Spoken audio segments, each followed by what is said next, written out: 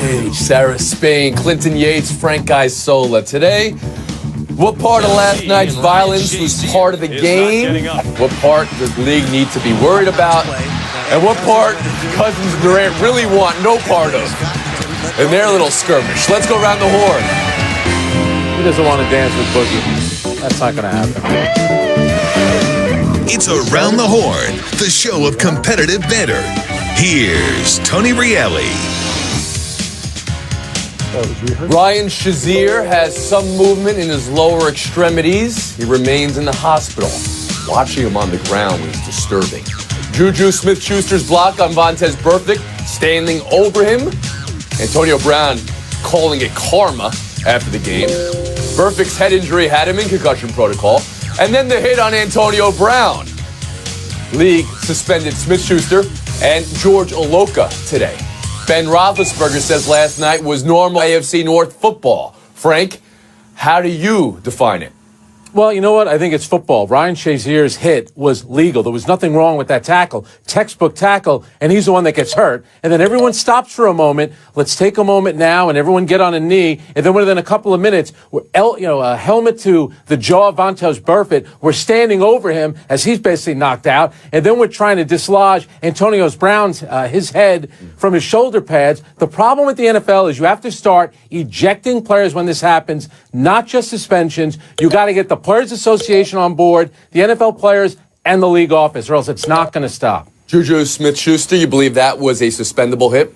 Helmet right to the jaw. He knew George exactly Oloka, what he you was believe doing. that was a suspendable hit? Absolutely, absolutely. Clinton Yates, how about you? Yeah, but that hit was in the context of an actual football play, and it only got him one game. Think about what happened with Gronkowski the day before, where he goes after a guy who's on the ground and is literally defenseless, on the ground, face down. And so that's my real problem with all of this. Yesterday was just football, but when you get outside of the context of football and you're penalizing guys the same way that you are for what they do within the natural confines of the game, that's when you have a huge problem, and that's the big inconsistency that I think makes people wince more than anything when you see this. Sarah Spain, do you see inconsistency here? Do you see a league trying to get its arms around something that they can't possibly get their arms around, or are they doing the right thing in suspending players? No, I agree that the inconsistencies are an issue, and there need to be bigger penalties for things that happen outside of the on-the-field play. When Gronkowski does something after the play, when Juju Smith-Schuster does what he did, those need to be penalized even more extremely. But I disagree with Frank. First of all, Shazier needs to pull his head up, and that's the argument that you're always going to hear on that. You cannot run into a guy with your head down like that. That's how he suffered an injury. Secondly, I think that this is what we're watching is not just football. It's the deterioration of a sport in terms of how people are going to watch it, because you look at that game and how difficult it was for us to stick with it, whether it was Shazier who injured himself or players injuring other guys. And if the players don't care about fixing it, the NFL is not going to be able to do it on their own, even with these suspensions, because if someone like Antonio Brown says karma when he sees that cheap shot by Juju Smith-Schuster, that's not going to teach anybody. You can't police each other with head hits. Page.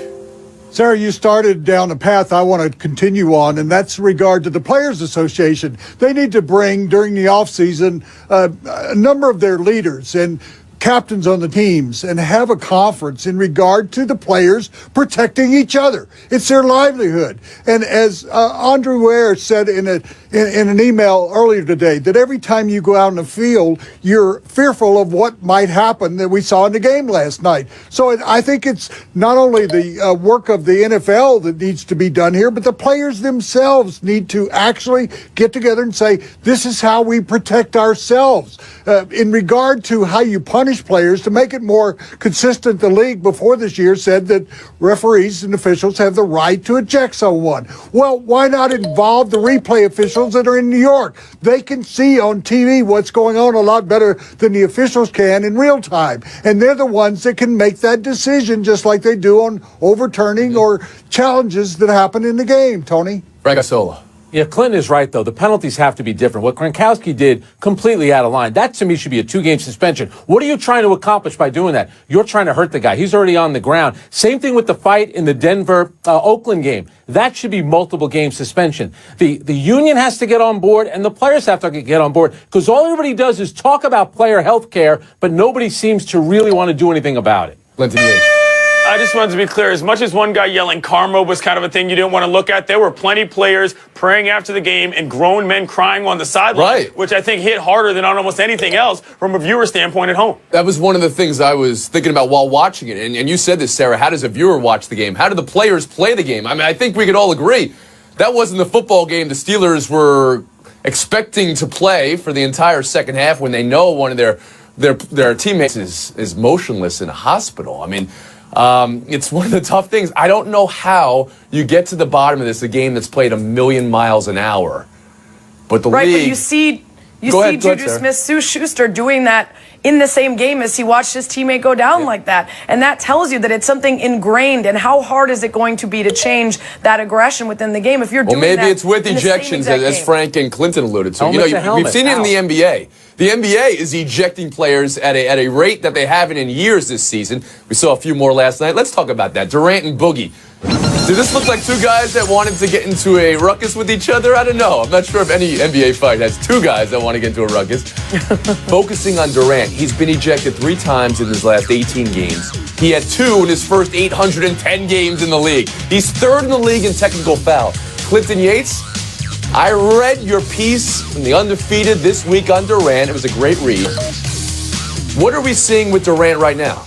I think we're seeing with Durant a guy who is simply growing up and growing into a different part of himself that is a different personality type than what we knew of him. He's not the meek kid that we knew at Texas. He's not the silky guy that we saw at Oklahoma State. Kevin Durant's out here trying to talk trash, but the problem is I don't think that's as much of a part of his game as he needs it to be in order for this to be effective. He's learning about himself, and it has to do with where he is, and he's challenging guys now. If I'm Steve Kerr, though, I'm not sure that I want him to be expressing that while he's on the court as much as I do when he's talking about other things off of it. So you think he's learning about himself? What he's learning is he can get ejected from a game just like Boogie Cousins can.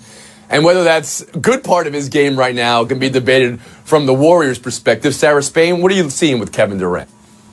Yeah, to me, it feels like a maturation process. This is a kid that we didn't know a ton about, so we filled in the holes with what we thought about him. And so much of that came from him not saying much and sort of just doing what he was expected to do. Now he has these experiences in the outside world, and one of those experiences is discovering that not everybody likes him anymore. And when you've been your entire life a superstar who everybody supports, and then you make a decision that's very unpopular, and suddenly you're getting hit with people who disagree with you and call you a cupcake and say you're not tough enough. The reaction to that is not only this internalized sensitivity and this internalized frustration with people not liking you, but also a desire to show people that you're tougher than they think you are, that there's more elements to you, that you're not just this meek guy. And we're seeing him learn that as he goes, and it has played itself out this way. If I'm the Warriors, I'm not really worried about him being the next Boogie Cousins. I think he's going to get this under control. But I think right now we're just seeing a guy who's going through a lot of stuff off the court, and it's coming out in his game. Showing backbone, one thing. Is he taking it too far, Woody Page?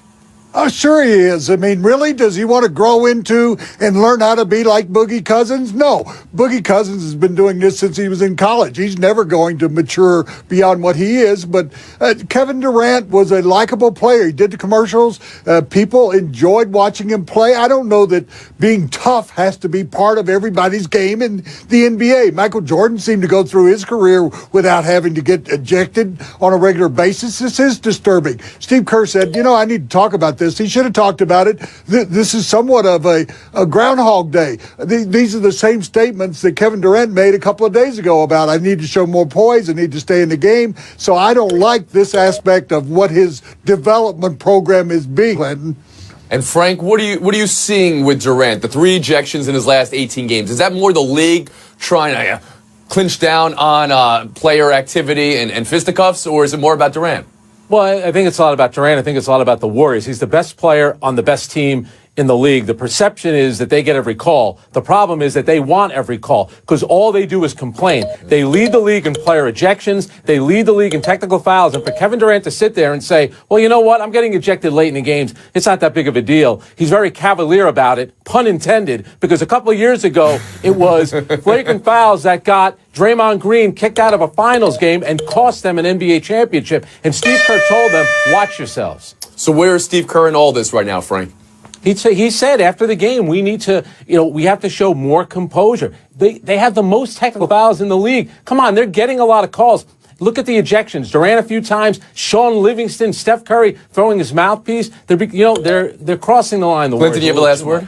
Yeah, he might be cavalier about it, but at least he's talking about it at all. It's not like he's sitting out there saying, I'm the big tough guy, stay away from me. It is very possible that the person who Kevin Durant grows into in this new personality doesn't become Boogie Cousins. It simply becomes a more physical player who doesn't want other guys to get up in his face the same way. It doesn't have to be the same thing. I'll allow that. It's very possible Frank Isola's becoming Woody Page with this very cavalier attitude. Thumbs up or thumbs down on Isola and the Cavalier. I kind of liked it. I kind of liked it. There we go. We'll move on. X-rays negative on Steph Curry's ankle last night. His initial quote after the game was that he was more on the concerned side, but he walked that back immediately, saying he should be able to bounce back. He's had the surgeries to repair ankles 6 years ago, and he's fine. Woody, how worried should the Warriors nation be of the ghosts of Steph Curry's ankles past?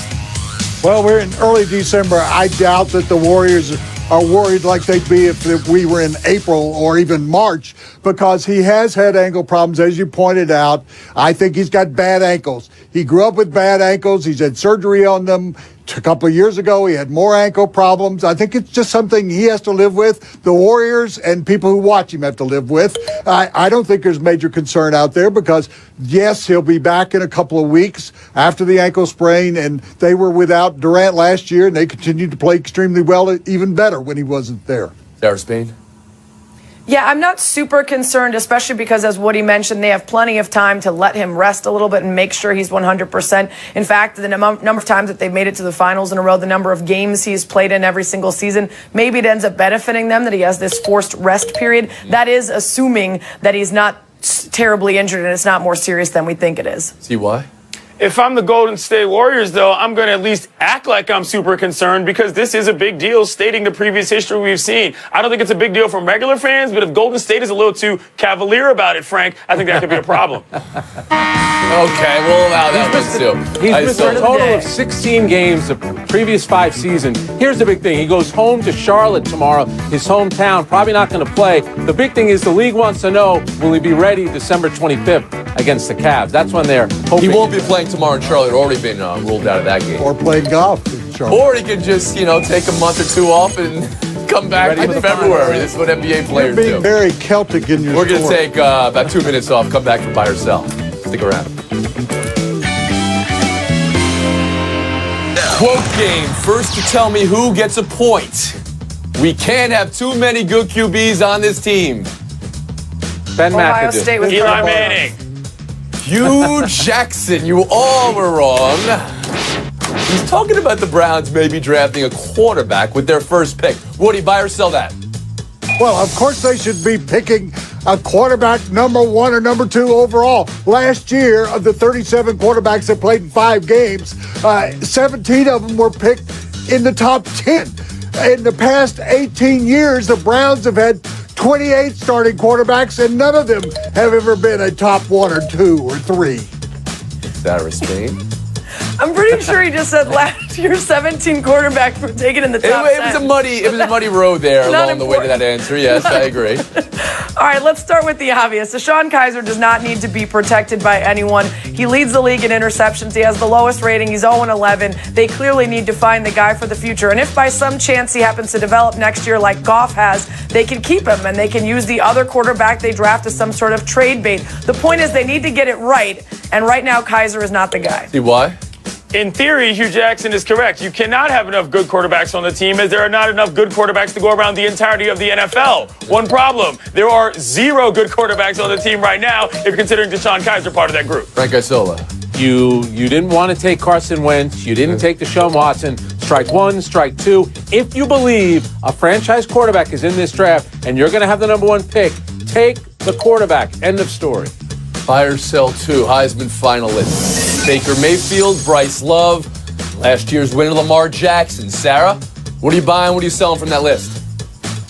Yeah, I think it's going to go to Baker Mayfield with the, first guy ever 14,000 yards thrown, 1,000 yards run. And of every other guy that's been in the top 5 3 years in a row, each one has won at least once. And he's just getting all the pub. I don't think the voters are going to be affected by some of his sideline antics. I think in the end he's going to get the nod. Clint Yates? If you want to make this award relevant again, you give it to Lamar Jackson so he can be the first guy since Archie Griffin do it twice. Because right now, I'm not sure that 3 finalists, one of which is Baker Mayfield, and a guy from Stanford who half of America hasn't heard of, is really going to get it done.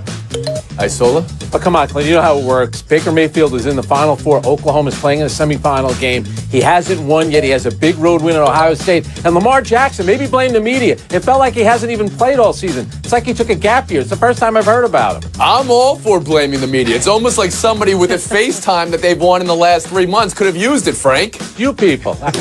Woody Page, how about you?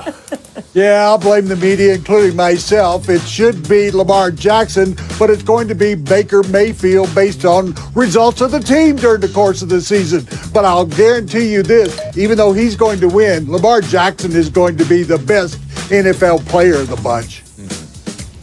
Fire selfie. Suspensions all over the place in the NBA this year. We were talking about it earlier. I want to talk about this specifically. Sean Livingston, 1 game suspended. Referee Courtney Kirkland, 1 week suspended for the head-to-head here. Clinton, how do you see this? I think they both deserve to be suspended, but they got these wrong and they should switch them. Sean Livingston is bigger than him by a large factor, about a foot. So if he approaches him at all, the referee still has to establish some level of authority, and Livingston is the one who sort of broke the plane on that. They got him wrong. Switch him up. Isola? And you're talking about a referee that would have worked about 3 or 4 games in a week. You know, that's losing that type of money. To me, it just shows that the union has a lot of power. The players have a lot of power. I can't believe the player gets 1 game and the referee gets a full Who do you week. believe instigated this, Frank? I think it was Sean Livingston, who, listen, is a mild-mannered guy. He walked toward Courtney Kirkland, and he's a foot taller. So, yeah, they were head-to-head, but he had to bend down. Is that what you saw, Woody? Well, I think Livingston initiated it. The referee carried it on. But I would give each one of them a 1-game suspension. And I'd also allow the referees to have the rights of all players in all leagues, the chance to appeal. Entire week, I think it should be reduced. Sarah Spain. Since when does the taller guy in a fight get accused just because they're taller? He's the NBA player. Of course he's taller than the ref is. I mean, come on. Secondarily, the ref is expected to be upheld to a different standard. I understand that they both deserve a suspension, but I think they got it right. The player who is in the heat of the moment and playing is not as likely and not as expected to be as likely to keep it under control as a ref who's supposed to be the one managing the game. It's time for our first elimination. Woody Page, single digits today. You know he's getting a lightning bolt. I want to say to Sarah Spain, Cranes 40 under 40. What a great title for you. You have this Woj tweet that LiAngelo Ball has no chance to be drafted. He's not even on scouting lists for some teams. Oof.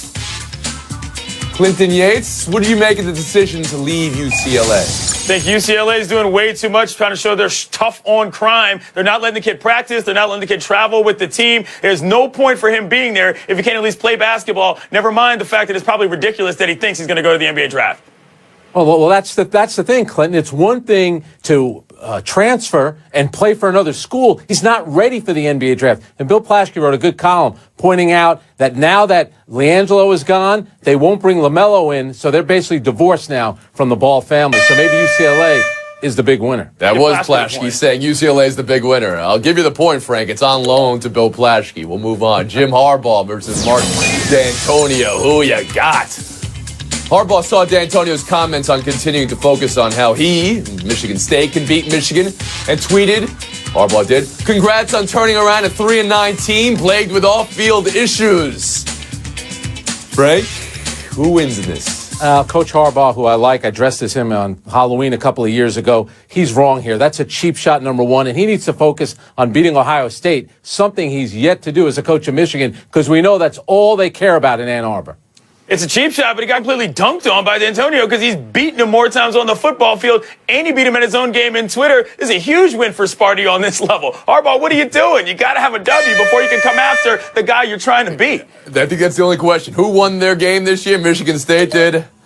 Point to Clinton. Although, now that I'm reminded, all right, Isola, you were Harbaugh, and they've barely been ranked since you were Harbaugh for Halloween. Right. So that's a point off. Yates, you were Patrick Beverly for Halloween, and now he's out for the year. So good job, guys. You're doing it wrong. Ben McAdoo. Showdown 3. You were Ben McAdoo. He's out of a job. Boom. Now you're -1. Bowl season is skipping bowl season. Florida State safety Derwin James announced he's going pro. He showed his independence. If you do one thing and show some loyalty to your teammates, you don't play the game, you go to the game, and you tell them, hey, guys, great luck, but I got money to get down the line. Leonard Fournette did the same thing last year. It's about getting ready for the NFL draft. I think it's a smart thing to do. Plus, they've made it so only 3 bowl games matter. The semifinals and the national championship game. If you're not in those games, why play? We made it so only 1 point matters. And it's the point Clinton gave. 30 seconds to FaceTime, Clinton. The IOC has suspended the Russian Olympic Committee for the doping scenario that you saw come out in the New York Times and in the movie Icarus that was done by a guy, Brian Vogel. Their athletes will be allowed to compete as independents if they pass all of the tests that they have to do in order to prove that they weren't doping. But the way that movie came about is absolutely nuts. Vogel is a dude who wanted to prove that he could win an amateur bike race by doping the same way that Lance Armstrong did. How did he do that? He found a couple illegal dudes who were going to help him do it. They turned out to be the guys that were responsible for Russia having doping problems to begin with. Unbelievable story. Make sure you check it out. Icarus on Netflix. Clinton Yates, the 13th fastest to 6 wins. He flew